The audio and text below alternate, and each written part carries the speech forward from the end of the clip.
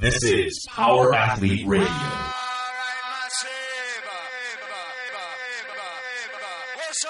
With your hosts, Denny K, Professor Booty, and the Luke Summers.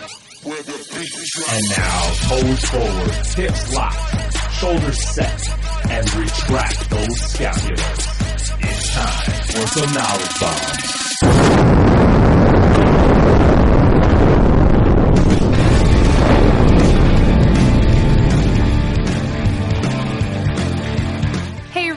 Thanks for tuning into Power Athlete Radio. Throwing out so hard this week, the fellas take a reflective look back at their most and least favorite memories of life on the road. Sprinkle in a few dozen cheesesteaks and approximately 1,000 liters of beer, and you have the makings of some unbelievable memories, not to mention a serious get bomb. Hear about the shenanigans that resulted from all of our world domination travels. When you're a small company, you skimp on the airline and splurge on the steak. You also tend to give zero fucks about some seminar attendees with terrible attitudes. Hint, hint, wink, wink. So I encourage everyone to sit back, relax, and relive some of the most interesting and surprising adventures with John, Luke, and Tex. This is episode 143.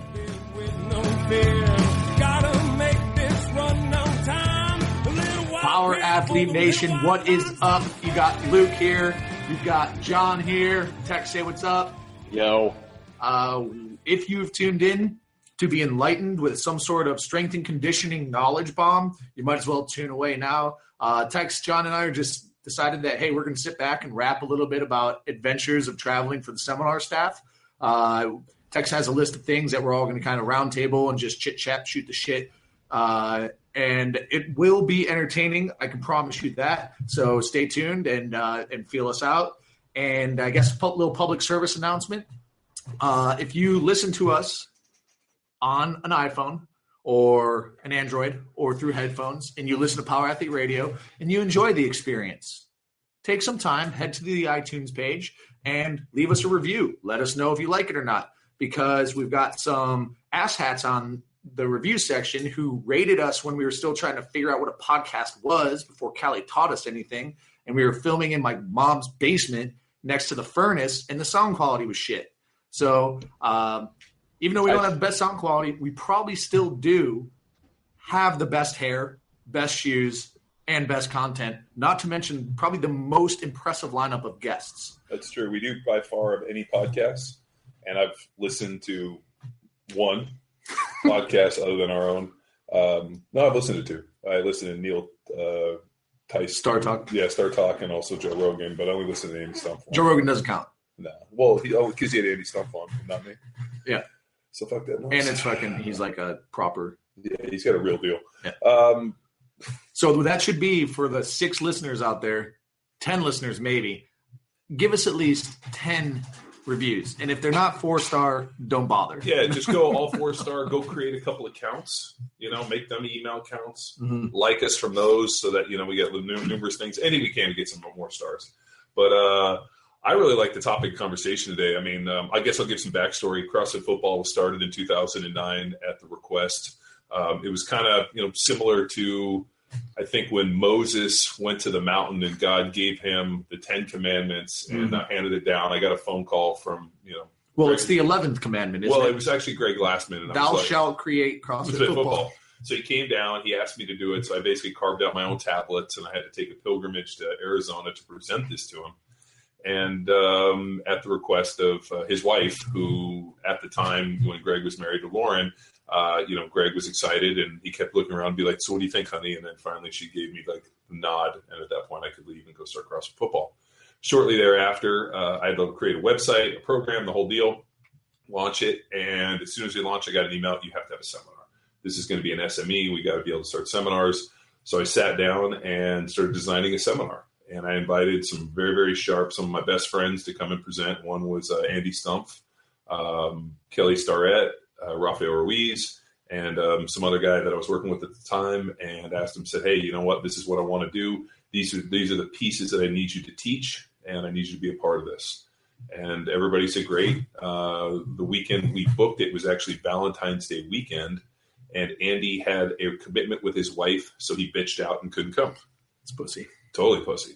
And so the original seminar staff was Rolf, Kelly Starrett, and myself.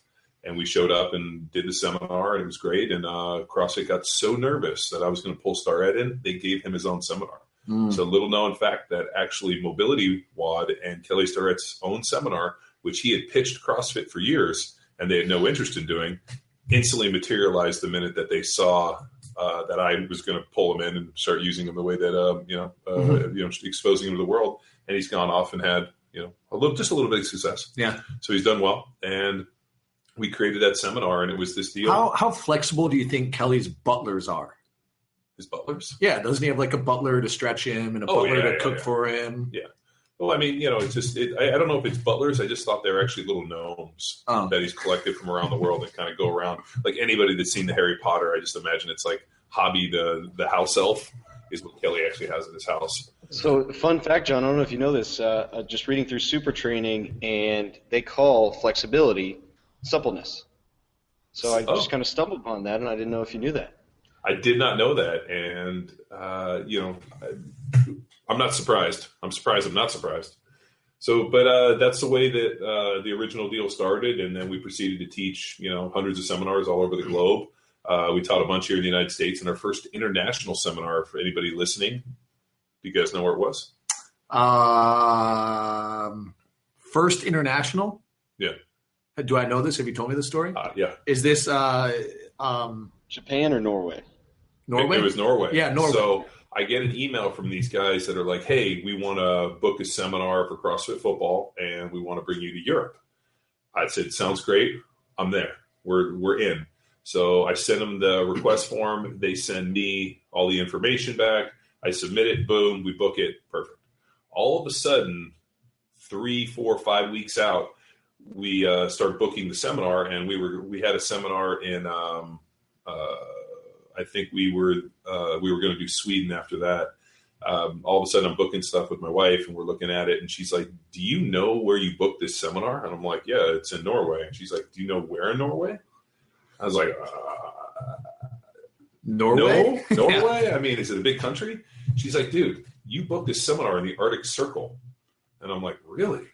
So I get on the map and I look, and we did a seminar in Bodo, Norway, and in the summer, so 24 hours of sunlight, and it was in the Arctic Circle. So we had to fly into Oslo and then take a plane and literally flew into Bodo. And so we show up at this gym in this little fishing town that was like in a warehouse, and we go teach this seminar to 30, 40 Norwegians, Finns, Swedes. I mean, everybody was there, and had just an amazing kick-ass seminar. The only fun, I mean, we had it was a super cool adventure. It's all chronicled on, you put a Talk to Me Johnny up, right? Yeah. In the ebook, there's no pictures. So anybody who's got the ebook for Talk to Me Johnny. Yeah, you can just go on the website. Yeah, go to the website. Our hosts take us out, which is standard. Back in the day when we would go to a seminar, the hosts were always like real, like, hey, what are you guys up to? Can we show you some local culture? Now we go and like Tex and I were just in New Zealand, and like after we're like, figured we grab a beer with people, get to know the culture, talk to people, where should we go? Not a single fucking person offered us a beer. And Tex and I are looking around, we're like, Jesus, what do we? Well, for the record, I've listened to both you guys lecture, and it's fucking boring. So I'm not surprised people didn't. Okay. So you get the party starter out there. Yeah, dude, people are taking us. We're going all over the country. So we go out and we go out with the guys. We're going to hit these, hit some bars, whatever. And they're like, hey, we got to do some pre-drinking before we go out, because drinks are $30 a drink. And I'm like, how much? They're like $30 because the exchange rate for the obviously Norway being the most expensive country on the planet. And so I was like, great. So we go in, and like the guy hands us this kind of glass, and he's like, oh, this is Mied, which is their local moonshine. And you smell it. It smelled like this amazing peppery smell. And I'm like, oh, this tastes so good. This is gonna be great. It tasted like straight up fucking battery acid. We drank this stuff, and I'm not kidding you. Like my insides felt like they aged like a decade. And then we went out. We went out and had a bunch of drinks.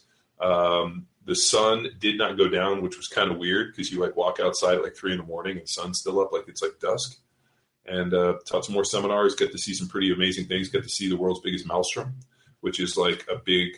I mean, imagine the swirl of whirlpool. Yeah, like a big swirl, like whirlpool that just goes in, which we got to see that. Vortex. It's pretty amazing. And then we went to Sweden and taught a seminar. So it was by far one of the. Whenever I joke, I said, dude, we've taught seminars from New Zealand to the Arctic Circle. We legitimately have. And then we got to go to one of the guys was actually an local kind of indigenous, like whatever their like Native American kind of Native Norwegian population. So his family had the right to hunt whales. So if you were of a certain tribe, they could go out and hunt whales. And so we went to this kind of hut in the middle of the woods around this fire, and we had like whale blubber, whale meat. We had more mied. We ate like this local meal. And any of you guys that ever had whale, it's like the whale meat is tastes like iron. Like imagine like a really thick steak, but with like kind of like a real heavy iron taste. Yeah. The whale blubber, they slice the blubber and they freeze it and they cut it into cubes. And dude, that was unbelievable tasting. So that was pretty good adventure for our first one. I mean, that definitely set the tone for us. For sure. Tex, you have a list of questions that you want to maybe we could go through and best of type deal. Yeah, just no particular order. Best food, best adventure, best story, best attendees, worst hangover, and wow. Well, let's start with best food. Probably the best food coincides with the worst attendee. Okay, well, hang on. That was like the best food experience. But so you roll with that. I'll piggyback on that. So we go out to Arizona to go teach a seminar at like CrossFit Extreme Arm Tribal or whatever the name of the place was. No, it was all right, Jim. They were no, it was a great one. It just was something. What was it? I can't remember. Yeah. So we go out to Arizona. We go out and I get a email from Lauren Glassman, who was Greg's ex-wife, who's involved in CrossFit. That she'd started the gym, Captain CrossFit. She wanted to bring our coaches to the seminar because it was local, and she'd show up. I was like, great, bring them on. So they go to the seminar after she invites us to go to dinner, and if CrossFit HQ is paying, they got a pretty heavy black card to throw down. So what do? Unbeknownst to Ben and I. Yeah. Well, I didn't fill them in. I didn't think they would have to. I had to tell them, but I forgot these guys are somewhat unsophisticated in the ways early on. Now you guys wouldn't miss a fucking beat.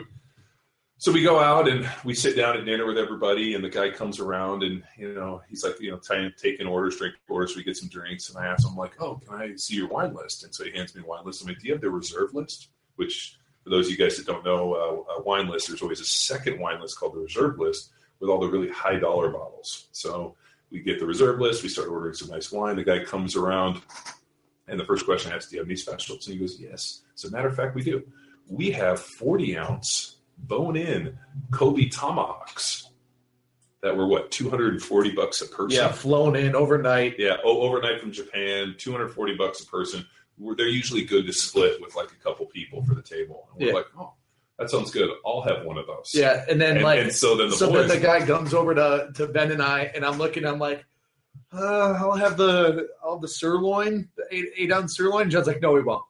He's having the Kobe tomahawk. I'm like, oh, I guess I'm having the Kobe tomahawk. So the whole table orders the Kobe fucking tomahawks, and these things come, and they're like 40 ounces of ribeye with like a bone coming out that looks like it must have been a pound of bone and then 2 pounds of meat. Oh yeah, we got a medium rare. They come out, we crush these things. I mean, we had like Opus. I mean, we had just some amazing wine, and probably had one of the better dinners that we've had on the. I mean, which is amazing since we've had some pretty amazing dinners, but that one really sticks out in my head. And I think of I forget who always used to comment on the old football, all the old football comments, but one of his sign-offs was "Eat like a Viking." Yeah, and literally Mex.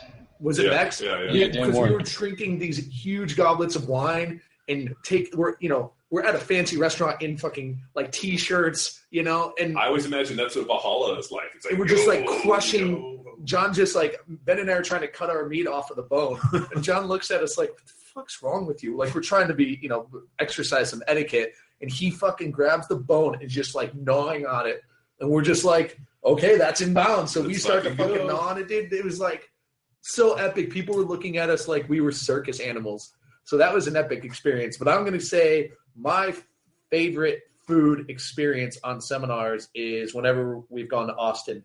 Because Salt Lick is, it's not nearly like the high end of what we did at Mastro's over there. Or that was Mastro's, right? Mm-hmm. Mastro's Ocean Club. If you haven't heard of Salt Lick, and the guys in Austin and people who've been there are like, oh, fuck yeah, Salt Lick. It's a big wood pit barbecue, all-you-can-eat barbecue place where you bring your own beer. Yeah, it's BYOB. And it's like, are you fucking kidding me? So you roll in, get a case of Shinerbach, right, Tex? And you just order the all-you-can-fucking-eat. And literally, they just come by and like, what do you want? And you're like, I'll have some burnt ends. I'm like, really? Like, yeah, give me all the burnt ends you got. And they come back with fucking 2 pounds of like, it's just like, I could sit there so for much 2 days straight. Luke and I looked at each other and said, we should move to Austin just for this, to have Sunday afternoon like meeting every Sunday a standing order to go to the Salt Lick and drink beer and do that. And like, to me, that is that's a little slice of heaven, right? I would hope. I mean, it is. That's their pit. Like they have a pit that like you could cook like a whole steer on. Mm-hmm. I mean, it's pretty. It's impressive. Follow them on. So they're on Periscope, I think, and they're on Instagram. And like if you like food and you like barbecue, check out Salt Lick's Instagram. And you'll be like, dude, we gotta go. It's the Mecca. It's in Driftwood, Texas. They have a little Salt Lick at the airport, but it's not nearly as good. They have one in Oklahoma City Airport. I think. It's got to be. You got to go there. Yeah, you got to do the Driftwood one. Tex, what about you? What do you think? What's on top of your mind for the food? Best food of all time, definitely Cape Town. That was a great experience as well. Not only was it super cheap, but we were talking was 8-week dry aged steaks. Mm-hmm. We were having steaks for dessert, ribs for appetizer, gator, kangaroo. I think we tallied over 100 species. A lot of fish helped that, but that was freaking insane. Yeah, we rolled up to the pier and we sat down and like we don't know what the fuck we're doing, and I was extremely jet lagged, but we would sit down and the waiter would come up and be like, "Are you ready to order?" And Tex would be like, "We're trying to eat as many different species on our trip here. We're from the States." He's like, "All right, so what are you into?" He's like, it was like fucking what's the dude's? Is it Ron Swanson from The Office? Where he's like, I want all the bacon and eggs. Like Tex is like, I want every species on the menu. And they just came out with like a huge fucking platter of all these different cuts. And he's like telling us what everything is. And, maybe we had a few wines before that. And I'm like, Tex, you remember what the fuck we're eating? He's like, not really. Just go. And we just fucking crushed it. Well, one of my most favorite memories was when Tex and Callie interned at the CrossFit football seminar in King of Prussia, which is the KOP, which is the big mall area outside of Philly. So we were at CrossFit King of Prussia. And, Luke's there, Uncle Dave was there, my wife was there. And Packy was even there. Yeah, with the kids. Because, as you know, I used to live in Philly and still have a lot of friends there. But also my wife, who grew up in Jersey, still has a lot of friends in that area. So we kind of made it a trip and we all go out. So we have these two young, bright-eyed and bushy-tailed, eager interns named Tex McQuilkin and Callie Hinsman. And you know what? Before we get going, Tex wore the one of my favorite shirts, which was just the one color CrossFit football with the shield and the full horizontal logo on the back. Yeah. And it was just black and white. He was wearing that shirt backwards. I don't think I've ever confronted him. No. I would wear it backwards. It was printed. I had just a unique one. No, okay. We had. Let me just tell you about the level of quality control of Life is RX.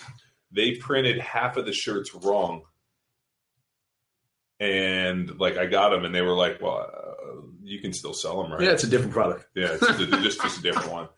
Hacks. Life is our. Wait, hack is our. There's a hack in there somewhere. Yeah, there's a hack. So we got these young interns. They come in, and we're going to get to meet them. Little do they know, Uncle Dave was like, hey, we're going to Philly, like the home of the cheesesteak. So, John, you have to know. I'm like, dude, I got you covered on cheesesteaks, bro. I lived in Philly, worked in South Philly for 5 years. And when I was a rookie, I had to go get all those fat fucks that I worked with a bunch of cheesesteaks all the time. So we knew Tony Luke's, Gino's, Pat's, Nick's Roast Beef, all these spots. So I'm like, let's hit him, man. He's like, what's the best one? We'll start with the best. I'm like, the best? Tony Luke's, right underneath the 76, like right around the corner from the stadium. We used to go there all the time. So we roll in, and I was like, hey, ordering up for everybody. And Tex and Callie are trying to make a good impression. they obviously think we're these diehard, which we are, diehard paleo eaters, gluten-free, this whole deal. And we're sitting there ordering. I'm like, yeah, I'm going to need a extra large steak with this. And, comes out on these big Sarcone amazing rolls. With some cheese whiz, which is like battery acid. Whiz. You good? Yeah. Oh, okay. We're fine. So we order up and we have these just amazing sandwiches. Sit down, and I get them for everybody. We sit down and tear them open. We're eating, and Tex and Callie are like, "Are they fucking with us? Like, are they making us eat it?"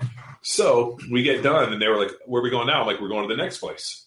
And they're like, kind of look at each other, and I'm like, "Follow me." And if you guys have ever driven with me or behind me or anything, I drive like the motherfucking wolf. Oh yeah, the valley's 40 minutes away. I'll be there in 15. Well, stop signs mean nothing to John. No, well, in South Philly, stop, actually, the sign means slow to observe police. So in South Philly, when the lights go down, you don't stop at stoplights. You basically roll everything because the last thing you want is some dude to come over and carjack you or something bad to happen. And, there's a lot of weird stuff. There's a lot of one-ways. People park in the middle on the street. So you got to be very familiar. And any of you guys that are from Philly or the area know exactly what I'm talking about. You get over on 2nd Street, you never know what's going to go down. So the last thing I ever do is stop. So we jump in, and I'm like, little did I know, Grandma Tex and Grandma Hinsman are over there following us. Putting around. And can't, beep, beep, beep, beep, beep, beep. And we smoke them. We get to the next place. I'm like, where the fuck are these guys? And they're like, we're looking for parking. I'm like, just park on the fucking curb. In South Philly, they pretty much have disavowed any type of parking regulations. You just park wherever you want.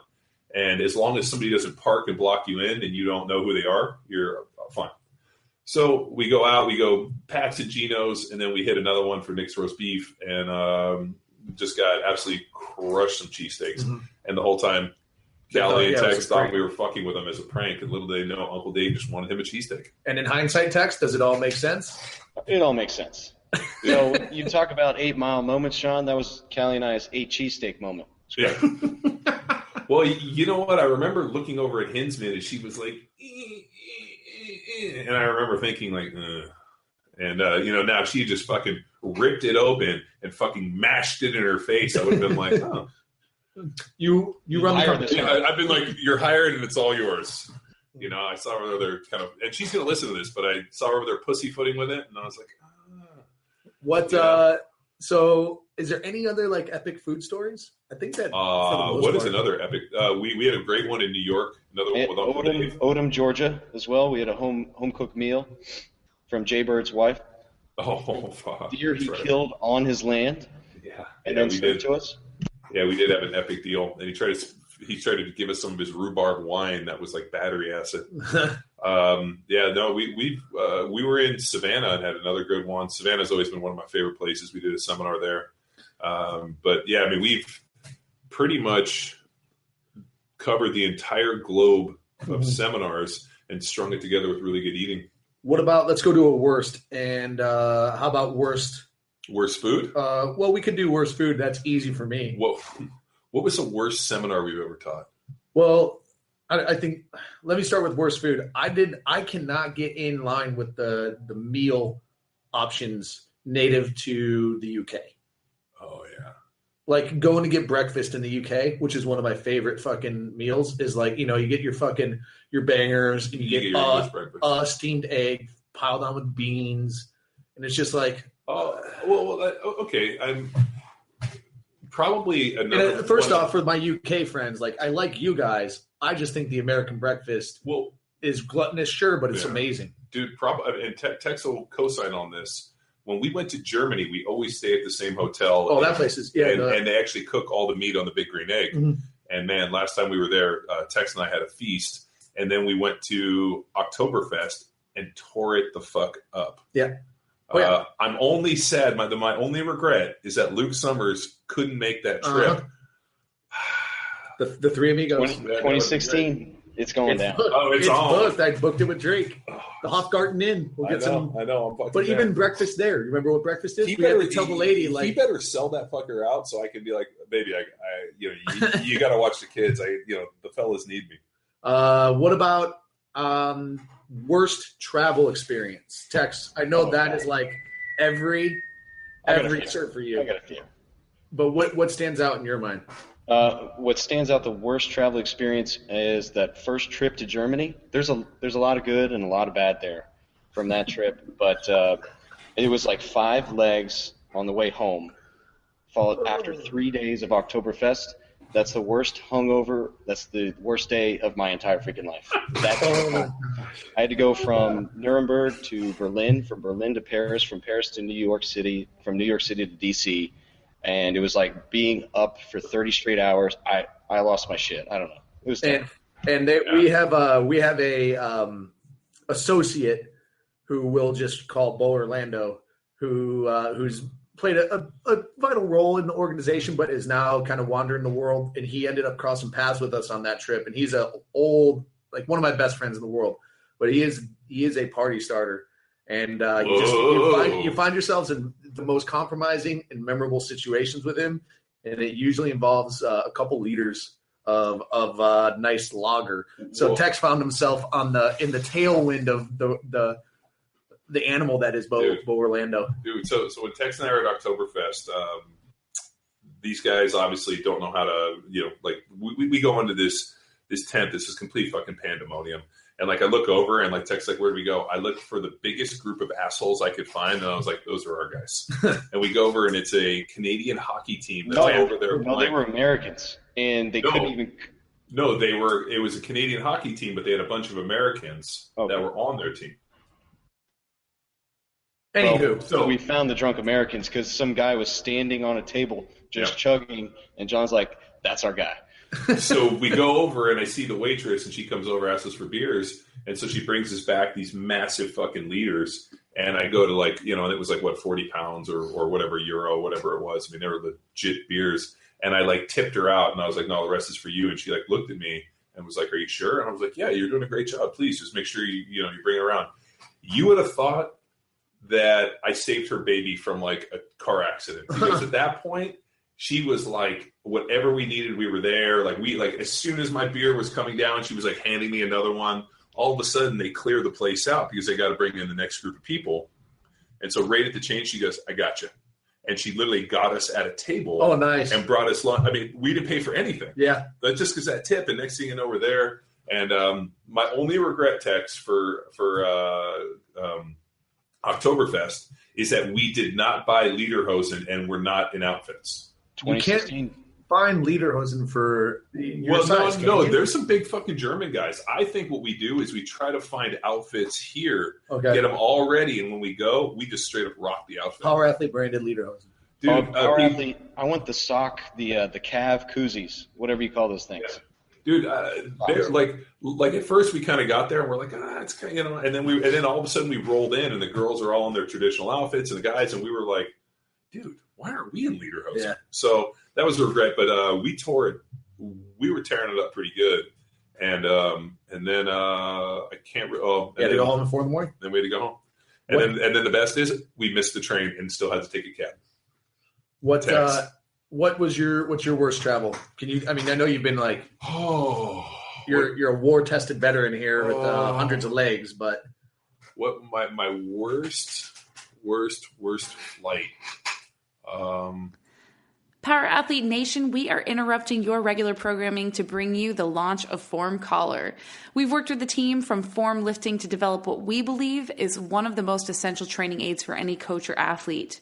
The device attaches to the barbell like any other collar and measures force, speed, acceleration, and power, and sends this info to your smartphone instantaneously as you train. Yes, there's an app for that. Unlike any other wearables we've tested, the metrics provided are accurate and meaningful and provide yet another layer to your training that will help drive more effective power, strength, and speed adaptations. Having instantaneous access to info like this during your training is a pure game changer. Make sure you guys head over to pahq.co/formlift. That's capital F ORM, capital LIFT, for more information on how you can get your Form Collar. Now back to the show. Man, that's a tough one. I can think of when I was in Toronto, and this actually happened to Tex and I. That's what I was thinking. Yeah, we were where the rental car place was where you turn the car was off site, and we couldn't. And I dropped Tex off. I go, because he had an earlier flight. I go there, and I couldn't get anybody to give me a ride, and I couldn't get a taxi. So I had to basically huff it whatever it was, 2 miles.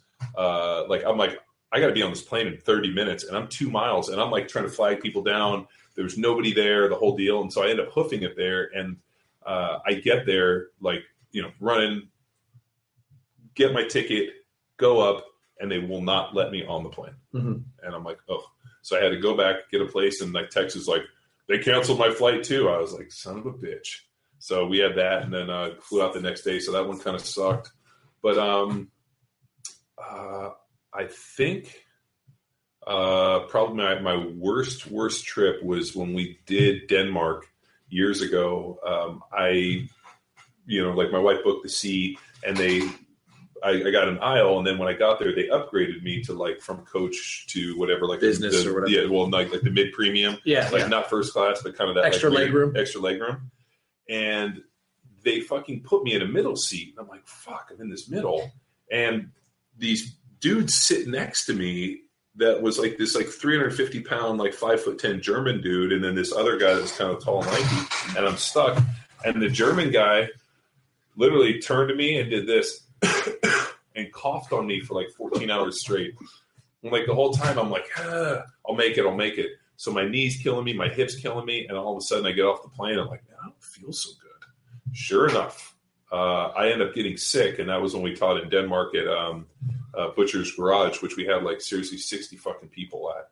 And so typical, we get up, give my presentation. I told the guys, I'm like, yo, man, I'm going to go chill on the couch. I really can't do this. And typical, people don't check the deal. They show up at 9, and even though we started at 8, so I already did the talk. And the single worst review that we have ever received across football came from that seminar from this douchebag from the UK who actually showed up an hour fucking late for the seminar and then proceeded to fucking tear me up and be like, he didn't fucking do anything. It was just a celebrity thing. The seminar fucking sucked. And I can still picture the guy's fucking face, and if I went and looked him up, I'd find him. But complete fucking cunt move by the guy. Sick is awful. But I got super sick and ended up as I was walking, stepping in a hole and actually fucking up my knee, and and actually flew back, and I flew to Colorado and actually had my knee surgery. So wow. that was a pretty bad one. And but dude, that dude coughed on me for 16 hours. This German dude, he had on his belt, he had his glasses in a case, his reading glasses, and fucking guy coughed on me. So that was pretty nasty. But you know what? Copenhagen's one of my favorite cities, and I was so bummed out. I mean, we got to go to Christiania and all these different places. But that was by far the worst. 14 hours of the German dude coughing on me. Even though South America was I was in the middle of the bulk and just was going numb the whole flight. That still isn't my worst travel. My worst one is going to Tampa to work with Tex at Paula's gym. This one's bad. And I was in Phoenix.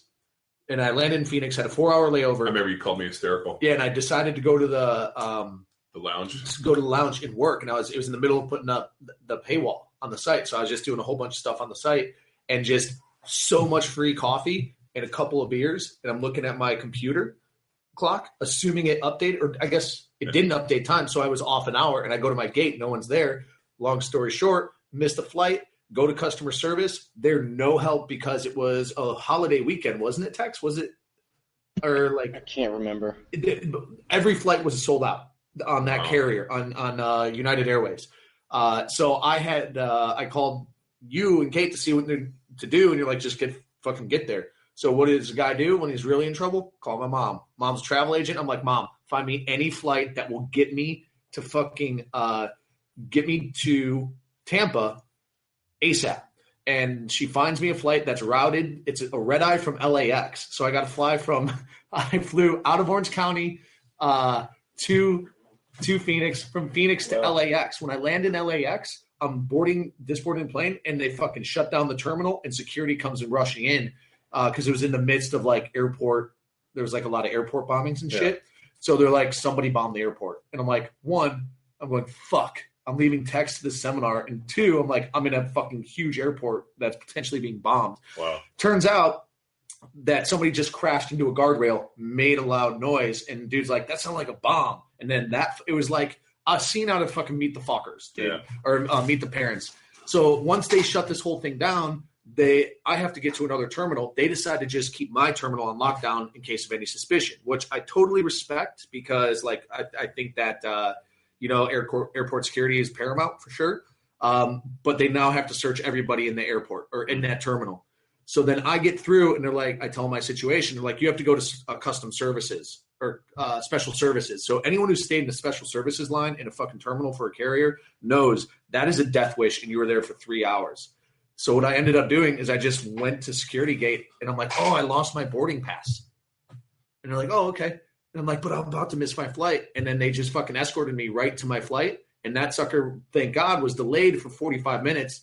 So then I take a red eye on Spirit Airlines, which is like the worst. That's a bad one. And I wasn't even getting into Tampa. It was flying me into Fort Lauderdale. So I take bitch. I red eyed on Fort Lauderdale. I have to rent a car and then drive I get in at 6 a.m., rent a car, drive up from Fort Lauderdale to Tampa. I've done that drive. And I basically am no sleep, show up, and Tex is in the middle of warming everybody up because Tex was green as a fucking button, dude. He didn't know. He kind of stumbled through, I think, the What is CrossFit Football enough, and then took him right into the warm-up. And then right as they were finishing up. Just waiting for you to show. I walked in like Jerry on the Seinfeld episode where it's Kenny Rogers chicken and the light is going through. He's like, no sleep. And then but that was the worst travel situation. That was basically 9 a.m. to 5 a.m., of just straight airport and bullshit and airplane. The first time we went to Australia, we were flying on a red eye from LAX to Australia. Rolf had to fly from Tampa to LAX, and we were all flying together. It was Ben and Rolf and I. So we board the plane, and Rolf's plane was delayed, and he comes up, and I can literally see him at the they let him in, they shut the deal, and he got trapped because they shut it, and he's knocking, and they won't let him. They can't open the door, and so he's stuck in this thing. They go back, and they're like, no, there's no more seats. And he calls me. He's like, is there any seats? I'm like, no, there's a vacant seat next to me, your seat. And they're like, no, there's no seats. We gave it away. And I literally take a picture of me with the vacant seat, and he sends it to him, and he's showing it to him. They wouldn't let him on. Yeah. So we take off. My parents come and pick Raphael up and take him home, and he stays there. And then they took him back to the airport the next day, and he had to fly out. And so we drove to Newcastle and had to drive back and get him. Oh. And then we did that. And Rock was so angry. That's the day he went up and basically one-upped everybody at Daz's gym to the point where they just went home. We were squatting, and Rolf proceeded to put 165 maybe, and he puts 150 kilos, 330 on the bar. So he's just wearing a pair of shorts, no shirt, no shoes, and he starts squatting. He does a triple, and then as he's coming up on the third rep, he jumps off the ground and lands in a lunge split, and then proceeds to lunge the 330, jump up, and split his legs the other way. And then on the next one, jumped up back here, squatted it, and put it away.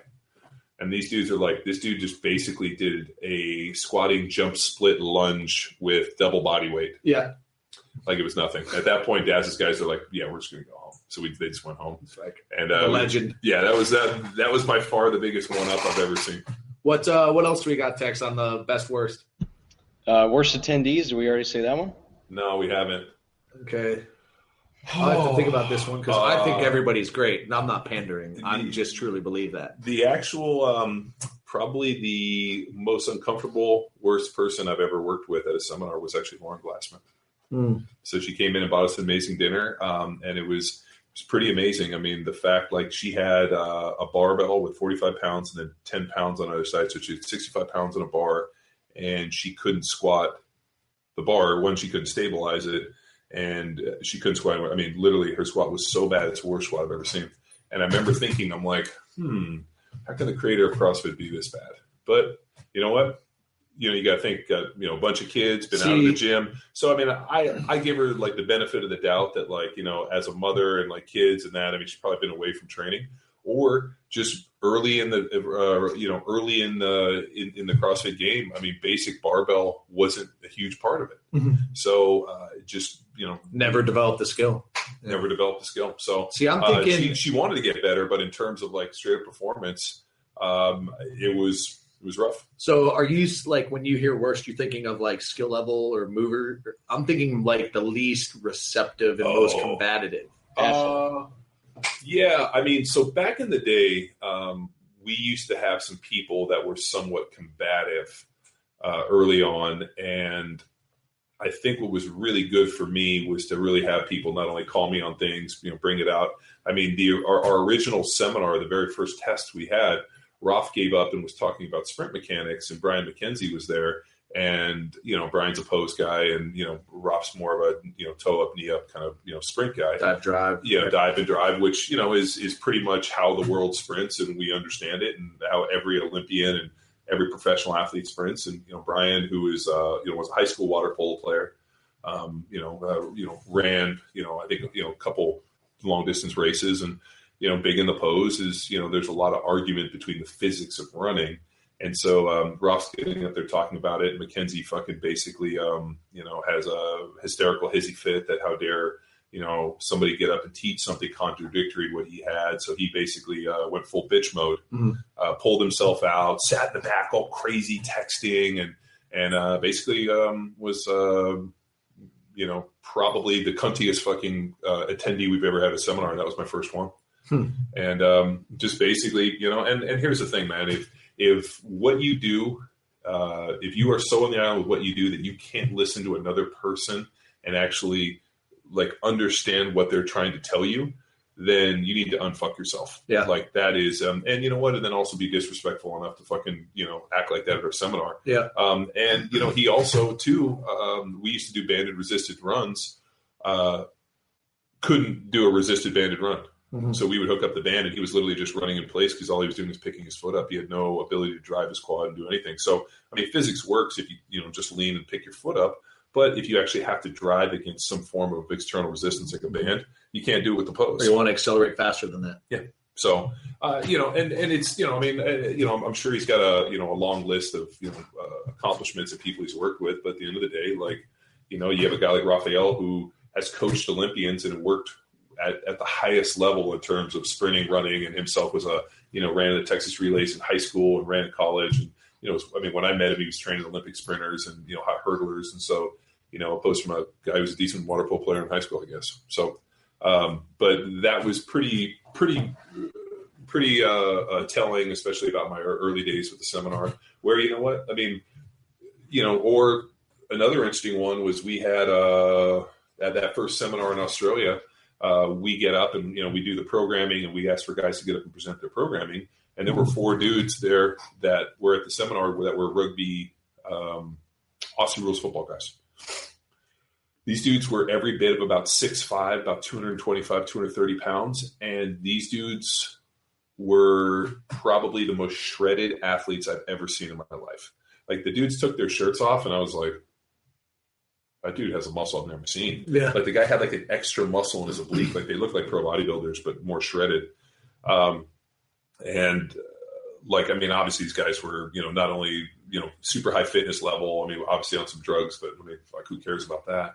But these guys get out there and, they're crushing and doing great. When we went to do the programming, the guy get up and, drew up his pyramid. And it's like, hey, I really believe in building an aerobic base. And Daz and those guys, who were rugby league, rugby union guys who hate the Aussie rules guys, were like, fucking almost caused a riot because they're like, fuck that aerobic based shit. It's all about metabolic conditioning and, glycolytic pathway. And there was all these arguments about, because these guys were talking about like, hey, I want my guy to run for 60 minutes. I want to develop an aerobic base. And we're going to kind of do standard periodization where we're going to layer strength and then power. And then they kind of pyramided it up in kind of a standard deal.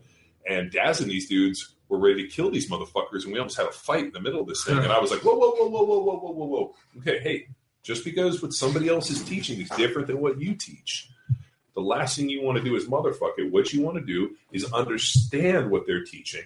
And then if you still don't like it, at least you can speak intelligently about what they're doing. If I say, hey, you know what, I've done classical periodization, it didn't work, and these are the problems I found with it, then that makes me educated. If I just say that's fucking stupid because somebody else said it's stupid, or your only knowledge is, what Greg Glassman said in 2003, and that's what you're fucking going with, and you've never developed yourself past this. It's like for years, I always thought developing aerobic capacity was kind of overrated. I'm like, aerobic system, dude, I either sprint, ATP, glycolytic, it'll carry over. And we did that big test, man, where we started just doing some basic aerobic work to create an aerobic base. And all of a sudden, blood markers get better, body fat comes down. I got stronger in the gym. And, when we got the genetic testing done, I found that I had some legitimate endurance-based genes that needed to be addressed. That if I had some different genetic things, that might have been true. But for me as an individual, I had some genes that were, kind of rare in a little bit for the ability to develop aerobic capacity as a carryover for other things. So, but that was just learning in myself. I mean, it's like I wanted to know more about Westside. And you go out to Westside and you learn and you see what Louis does and you see where it fits. And, I tell people all the time when they tell me they do Westside, I'm like, really? You do Westside? Because the only Westside that's done is at Westside. If you're reading Louis' book, you think you're doing it, but you're not doing it. Mm-hmm. And so, that was a great trip when we went out there and actually went and taught at the original Rogue. And I got to go out and meet Louis and hang out with those guys. That was really our first time out there. So, we've had some pretty amazing opportunities to go out there. So that was almost a fight we had in Australia. Tex, do you have somebody in mind in terms of worst attendee? I'm kind of racking my brain. I have a couple that I could justify. So, but all right. So I guess there's one dude who would be Callie's worst, and he was bad. But there's a dude in Phoenix who sat down and pouted. So I'll tell her story on behalf of that. She was teaching power clean split jerk, and for those of you who've been to the seminar, it's an empty bar drill. And the one thing that we demand is that our attendees respect the host's equipment and clean up and shit like that. And we're very, very deliberately clear about not dropping the barbell empty, unloaded, because it could damage the fucking bar. I think it's common sense. Now, so this guy cannot get in a position. He is wound up. He sucks at all the warm-ups. We're really trying to coach him, trying to connect with him, and we can't. So Callie, that is her bad cop moment during the seminar, because we take him through all the emotions. And then just know in the CrossFit football seminar, we actually have good cop, bad cop designed in. We set things up so that we can have meaningful teaching moments that come at the expense of being kicked in the balls. Yeah, so Callie fucking kicks this guy in the balls because he's not responding to her cues. And then it becomes apparent to me it is intentional. So somebody drops the bar, not too loud, but ding, ding, ding, ding. And we're like, hey, remember, you should be able to hear a pin drop when you're putting those bars down. So this next time, Callie's queuing the guy up. He's not doing it. So he just stands up, puts the bar in a high hang, and drops it and stares at her. And Callie's like, everyone, please kindly put the bars down and everyone sit down, knowing this fucking guy wouldn't sit down. And she's like, do you know why you stand out? Because you're an asshole and you're not a member of the team. And then he goes, I can't take this anymore, and storms off. And then I'm like, God damn it. We should let this guy go. But at the end of the day, we're representing a bigger brand. Let me get the big guy's opinion. So I ended up fucking fluffing him and making him feel better. I'm like, hey, should I fucking kick this guy out or should I fluff? I told him, I'm like, hey, if he's so John says yes, and then I decide not to. Yeah. Luke calls me and goes, hey, what should I do? And I'm like, because, whenever there's a seminar text, you guys know this, dude, I'm always keep my phone waiting for, I always, even if it's a report, this is what happened or whatever it comes down to, it's always important. So Luke texts me or calls me and says, hey, we got a problem. What should we do? I'm going to boot that motherfucker out. If he's fucking disrespectful and he, because a lot of guys have a tough time taking coaching from women. Yeah, and it was a gender thing. It clearly was. Yeah, and I'm not taking this from abroad. And, fuck that. Drop your ego. If you're at this point in your life where you cannot, be coached or be offered performance or criticized or anything by, it doesn't matter who it is, fucking grow the fuck up. And you know what I said? Boot the guy out, and here's the deal. He'll be a little bitch. He'll complain to CrossFit, and that's fine. If he wants his money back, I'll pay him, but fuck him. He doesn't get a seminar. And Luke, on the other hand, decided not to listen to me. Yeah, I just put him in the corner, and I'm like, hey, buddy, just sit out, and you don't have to participate anymore. And I was just, whatever. But I think the most unbelievable, jaw-dropping guy was Tex. It was me, you, in Germany, first Oktoberfest, your favorite trip. Remember that guy who, participated for the first half of the day, and then after lunch came back with a box of pizza and then just sat and ate his pizza, didn't listen, take notes or anything, and then left early, and then came back the second day after the seminar and was like, hey, where's my certificate? And I go, are you fucking kidding me? I go, this is a certificate of completion and you didn't complete a fucking thing. He's like, okay. And then just walked away. Remember that guy, Tex? So as we're talking about it, Hey everyone, what better way to enjoy one of John's stories than to cozy up with a nice cup of hot cocoa? But you're not a fucking child, you're a power athlete, which is why you need to head to shop.powerathletehq.com and purchase a man's drink. Caveman Coffee Co. and Power Athlete HQ have teamed up to create a deliciously intense blend fit for the stimulant craving adult in us all. Head to shop.powerathletehq.com to get Cold Blast immediately. Now back to the podcast. we went to teach a seminar in San Antonio. So we go to San Antonio, we teach a seminar, and it was actually at Elite CrossFit. I think it's what's his name? Jeremy. Yeah, Jeremy. Not Austin. Anywho. Yeah. So we go teach a seminar there. This was really Roth was there, Ben was there. This is my opportunity to try to let Ben lead the seminar and really avail himself. So we had a whole game plan. Hey, I want you to do. I'm going to get up to do the initial talk, and I want you to do this, this, and this. And Ben's like, I'm ready. And I was like, well, here's the deal, man. I'm going to as soon as I do it, I'm going to get in the car. I'm going to go get a coffee, and I'm going to come back. I don't want you to be nervous about being able to run the show, but you're in charge. So we get up, give a talk, go get a coffee, come back, and Ben got up there to present, and Roth got pissed at him and basically just fucking belittled him, sat him down, and then took the seminar over and was running off the fucking rails. So Roth is the worst seminar attendee. Oh, by far the worst, right? The worst. So I come back and I see them like doing some crazy shit. I'm like, whoa, what the fuck happened? And Ben's like over there, like kind of like disheveled. He's like, what happened? He's like, well, I got up and I made this error and Roth fucking blew up and this. And I was like, Jesus Christ. All right, fine. So I get the thing back on the rails and we go for the workout. And very simple. 963 deadlifts, pull-ups, resisted runs. Simple. So we're going through the deal. We put the bar up and we all go as a group, 3, 2, 1, go. All of a sudden I look over and this fucking guy is going. And I go over and I'm like, whoa. He's like, I'm fucking going. This. I'm like, settle the fuck down. Put your bar down. Wait for the group. The guy's like all burned up. Like, I'm fucking, you can't stop me. You know, I felt like he was like, Mark Wahlberg in The Other Guys. I'm a peacock. You got to let me fly. Basically gives me that. And so I'm like, Jesus Christ. All right, let's go. So the guy goes and complete dog shit. Like rounded back deadlifts. Like the thing was so fucking bad.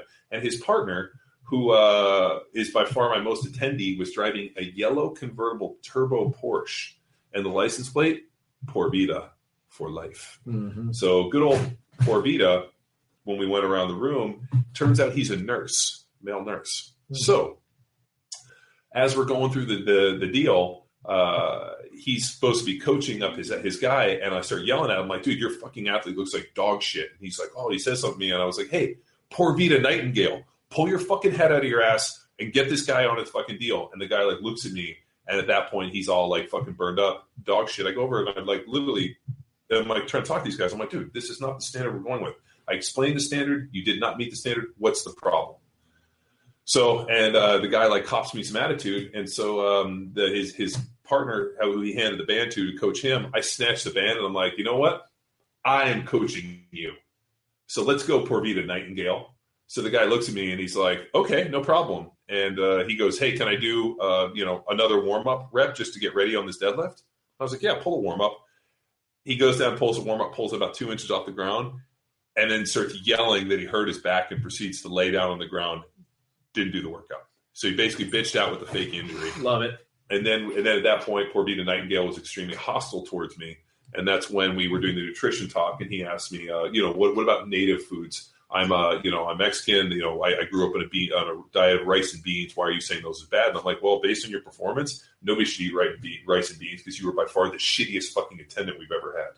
Mm-hmm. At which point his face looked like, and he left. John knows how to glamour people. And he wrote me an extremely scathing review. And the best part about it is his gym's out of business because he fucking sucked. That's bummer. Fucking that's a bummer, man. Fuck him. Tex, what do you got?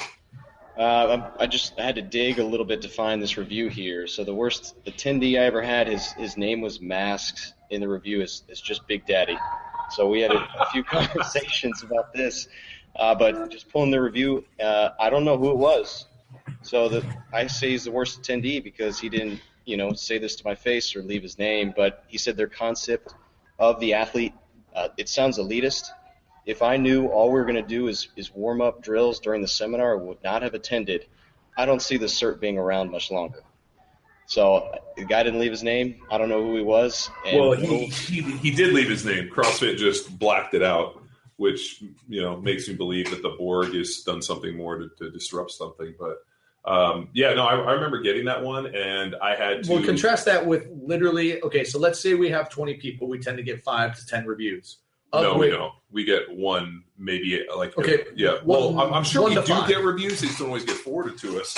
But that email that I had to have the mothership call me and try to replug us in, and I'm like, hey, first of all, that's fucking bullshit. And this guy's a little bitch. And if he had a problem with the coach at the time, he should have been like, hey, I'm having a problem with this. To basically sit there and try to write some after the fact skating review like a cunt in fucking like a guy in all caps, UK. By the way. Yeah, and like, dude, like, that's like, people have a bad meal, like, oh, it was great, and then they go leave a bad Yelp review instead of being like, you know what, this is dog shit. You got to fucking fix this. Like, I just think it's this weirdo, passive aggressive, internet-based bullshit where, you know what, I'll get them. Mm-hmm. This is how I'm going to get even. I'm going to write a terrible review instead of being man enough to just raise your hand and be like, hey, you know what, this isn't what I expected.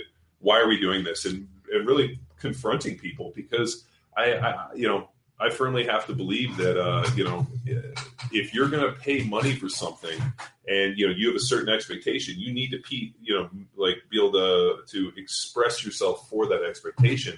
We go in there all the time, want to talk to everybody one-on-one, and that's a big deal with us. I want you, and the line we use is from Almost Famous when the guy's getting interviewed. He's like, here's what I want you to do. I want you to, he goes, this is what I do. I got to get you off. I find the one guy not getting off, and we get him off. Mm-hmm. But, I mean, when you do the seminar, that's what it's about. I mean, you're not only bringing people up there to teach them something, but you're also sharing our information, sharing our knowledge, providing experience, develop a relationship. Yeah. And, I guess what I was getting at before, John, is, I mean, we have hundreds of reviews that are sent to us, though, in the history of CrossFit football. Yes. And, it was just so far on the other end of anything we've ever heard that it was like somebody clearly had a personal vendetta because of clearly tooting our own horns. But the review typically is like, broaden my horizon. Didn't realize coaching was like the level of responsibility I have as a coach. The warm-up and assessment tools are something that I wish I've had 10, 15 years ago. And what was crazy is somebody had compiled all the positive things, and this guy attacked them as negatives, which is so odd. But that's not to say that some people have never provided us with critiques on how to improve the seminar, which we listen to. Is in the 6-7 years we've been teaching it, it's the only review where they've blacked out the personal information. What are you gonna do? But I found it just timing very peculiar because I've been standing in front of all these college gyms and just trying to defend the program based off the name, and then it was just kind of this guy stepping in and attacking the warm-ups, and I'm like, dude, that's my jam.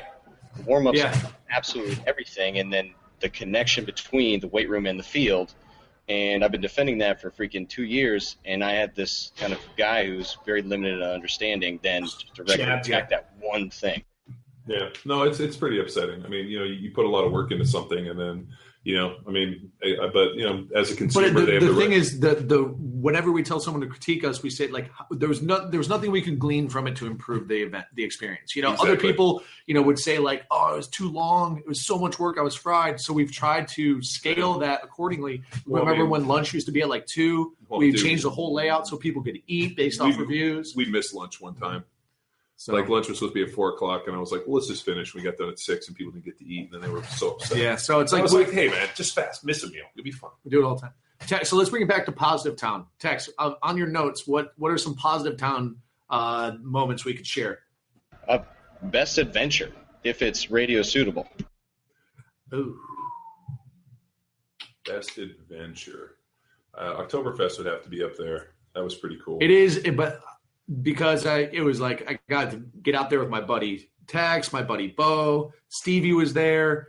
But when Ben and I went to South Island, to Queenstown with Stevie, and we did our bungee jumping, we did our canyoning, we tore that little town up. That was a pretty cool adventure for sure. So I'm going to go with that, but because I know what I think Tex is going to say for his adventure. What do you got, Tex? Well, every international trip has been some form of adventure, but and I don't even know if we have enough time to tell the first Oktoberfest story. So I'm going to go with the first Belfast story, and then we'll have one later on in the year. But Callie's plane got jammed up or delayed or something. I don't know what's going on. So I was stuck in Belfast solo for about 48 hours, and we were staying right next to Queen's University, and so I find a barbecue place in Ireland and just start rapping with the owner, of all people, just telling him what to do, and it turned out I had stumbled upon what Queen's University called the Beer Mile. So I just got a beer in every single pub just leading to the oldest one in Belfast, and it was just kind of an experience, and then stumbled on back home, woke up in the morning, and Callie appeared. Dude, we went to when we went to Belfast the first time. This was a great adventure. We fly into Dublin and rent a car and drive up. And Ben and I, the beginning of the adventure was I always wanted, and those of you guys know what a shillelagh is. A shillelagh is a stick that when they outlawed weapons with the Irish learned to do stick fighting, and so shillelagh was kind of a big hard stick from the forest to shillelagh, which was real hard wood. So my mom, being Irish, my granddad had a shillelagh, and so when he passed away, it was lost or somebody stole it or something. So my mom wanted us to get one. So we go into Dublin, drive to the town of Shillelagh, and go find a shillelagh maker and bought shillelaghs. That was cool. So we get them, and I give the guy money, and I'm like, just ship them. I don't want to bring weapons back. Just ship them to me. The pieces of wood, they'll be fine. So and I asked the guy, I'm like, hey, where should we go eat? And he's like, oh, there's this great little place down here. It's like homemade food. So you go in, it looked like a house, and it was like literally a lady cooking. And you go and you sit at the table. There's probably 10 tables. You bring it out. And I remember they had, it was a turkey and kind of like a Thanksgiving deal and with a gravy. And I asked her, and I was like, is there any like gluten in the gravy? She's like, no, I don't put any gluten in there. Well, like a dumbass, I should have said, like, is there any flour in there? So she ends up putting the gravy on. I eat it, and all of a sudden I get out to the car, and I'm like, I don't feel so good. And all of a sudden we're driving, and I start like kind of seeing spots. I'm not feeling good. Ben doesn't drive a manual, so I got to pull over and like take like 20 minutes to basically compose myself from this meal that fucking just gluten bombed me to the end of the world. So we finally get on where we get back, and we all of a sudden have to go pick up Uncle Dave, who had flown in special for this. Uh-huh. So we go to the airport, pick up Dave and his buddy. Our buddy Dave was stationed over in the UK, and so he was leaving to go back to the States, and then his replacement was coming in. So we picked those guys up and then drive up to Belfast in Northern Ireland, just fucking hauling ass going up there. So we show up at the seminar, teach the seminar, have a great deal. But before the day we got there, Zelensky actually met us, and we went to this place. I think it's called Best of Belfast or Taste of Belfast, but it's like supposedly like a real good place. We sit down. All of a sudden we start getting drinks. We're having a good time, getting loud, and all of a sudden I look over and there's like gay pride flags everywhere, rainbows. And I'm kind of like start noticing, that obviously this is, alternate lifestyle kind of bar and restaurant. And Uncle Dave, who's had too many drinks, is just dropping like, the most inappropriate comments and statements in a place like this. And I'm like looking at the owner and the bartenders who are just like, these guys. So needless to say, we stayed there, and we actually continued to drink and drank so long that we ate another meal. Nice. Which is one of my favorites. The double dip. Yeah. And which takes me to another story in a second. But we had an amazing seminar and a pretty good adventure. But where this was the scariest thing, I go into my room, whatever, get in bed, sleeping. All of a sudden, I wake up and there is a guy standing in my room. And I look over and I sit up. And this dude had a key. Somehow he had gotten a key to my room. Uh-huh. And the guy's like looking at me. And all of a sudden, dude, I go into like fucking battle mode. Up. And fucking I'm in my thing. I can't remember if I was naked or not, but it was probably a good chance. Literally out the door, chasing this dude down the hall, and this drunk idiot's fucking running, and he fucking ran faster than me and fucking smoked me. But that was a pretty good night. But we did have a pretty good adventure in Amsterdam on our trip to the UK. That was pretty funny. So, but we actually ate at my favorite place called Barney's Uptown. If those of you guys know Amsterdam. So, yeah, no, we've had some really, really solid adventures. I mean, it's so ironic that I had this really killer job where I played in the NFL and I had all this time off and all I did was train. And sadly, it took CrossFit football and power athlete for me to travel the world and see the world. Uh-huh. Which is kind of upsetting that when I had all this free time, I should have just been doing that, right? Excuse me. Thank you. Yeah, no, it's crazy. In hindsight, looking back, I should have like every off season and been like, all right, I'm going somewhere. I mean, we went to Brazil and a bunch of different places, Puerto Rico, but I should have been like, this year I'm going to Italy. Like every year, picked a place and gone them when I was single and didn't have a wife and kids and everything. So that would have been nice. I should have done that. What else we got, Dex? Let's see. We crossed everything off on my list. I mean, there's Dr. Tom time, but I don't know if we got time for all those stories. No, we can't talk about Dr. Tom like that. Inky? As the guys like to refer to him, Dr. Cosby. Chad Hobbs is like, you mean we went out with Dr. Cosby? Yeah, Inky's story is by far one of the best. He's just a wild, he's on 10 cylinders 24 hours a day. Well, he's taking like 400 neurotropics. Yeah, I get it. Yeah, he told me that he bought every neurotropic on the market, and he takes them all every day. It's crazy. I mean, but I guess anyone who's listening to this who's like, what the hell is this seminar? We do a seminar for CrossFit called CrossFit Football, which is called CrossFit Football because John played football. Yeah, so when they originally suggested the name to me, it was like, hey, we should call it CrossFit Football. I'm like, no, it's a terrible fucking name. They're going to think it's going to be bad. No. People will get it because you played football. And I'm like, they're not going to get it. And people still don't get it. But it's the reason I'm called CrossFit Football is because I played football. It's a strength and conditioning seminar for power athletes. Yeah, and to give a synopsis, what we talk about is what we refer to as our primal movement patterns. And it's just how do you scale going from the ground level for a guy who walks through the door and doesn't really care about his fitness and wants to improve athleticism. And when we break down athleticism, it's something that I've just kind of been a term I've been tossed around as the economy of movement and efficiency. And what we see at the high level of if you're going to be a competitive CrossFitter, I mean, it's the same exact shit. It's how can I be the most efficient with my body, with or without an external force. And that's all the seminar is about. That and then developing your ability to sprint and be fast. So I think just to add my favorite part of all these seminars and adventures is that we sit down with napkins and we try to decode athleticism. And so it's been like a combination of 3 different years and like 30 different bar napkins, but it's freaking great. And what it's come up to, I mean, we have our working definition, which we have on our wall over here about seamless and effortless execution of problem movement patterns through space. But it's been a wild ride. And I guess if you haven't been to this thing, obviously go. We've dropped the price because we want to get to more people. We're all over the world.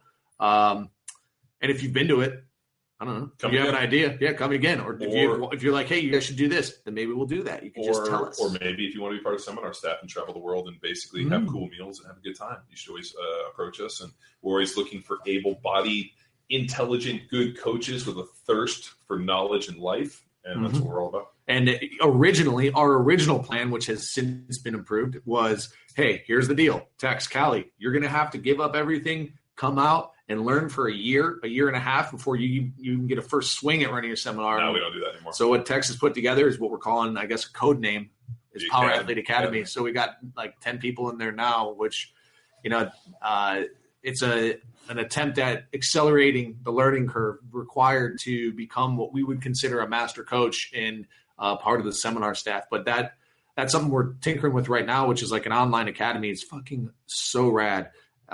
We got 10 people in it right now, but that's probably something that'll be public here in 3 months, 4 months, 5 months. Yeah, once we figure get through the testing pilot and be able to really develop the curriculum. And right now we're still filming all the lectures, and it's kind of a living, breathing deal. And I think that we can establish with this first pilot group, the kind of the beta, that allows us to roll out a bigger deal and really kind of understand the magnitude of what it kind of fits and where the kind of the problems are. I mean, Tex and, Levi have done a great job, and especially, coming from academia and working as a teacher, you never really know how things are going to develop until you give that lesson plan and the questions and how it sits. I mean, same thing with the programming. I mean, until we launch it, we don't really know.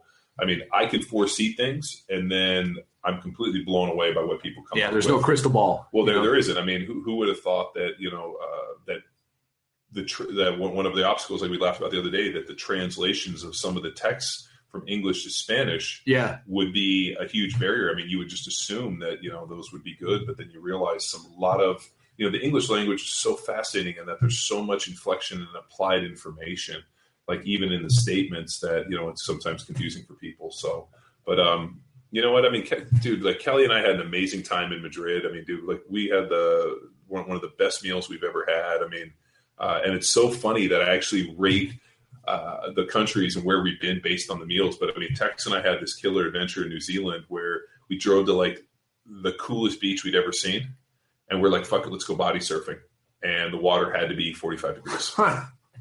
Literally, we like stripped down, like straight up into like, just like nuded up into board shorts, like the flip ran out. I dive in and I'm like, oh God, like I couldn't breathe. It was so cold. And I know like 50 degree, I'm like 45, 55, I'm fine. Like if he gets under 50, like all of a sudden, like it hit us, and he's like, how is it? I'm like, it's fine.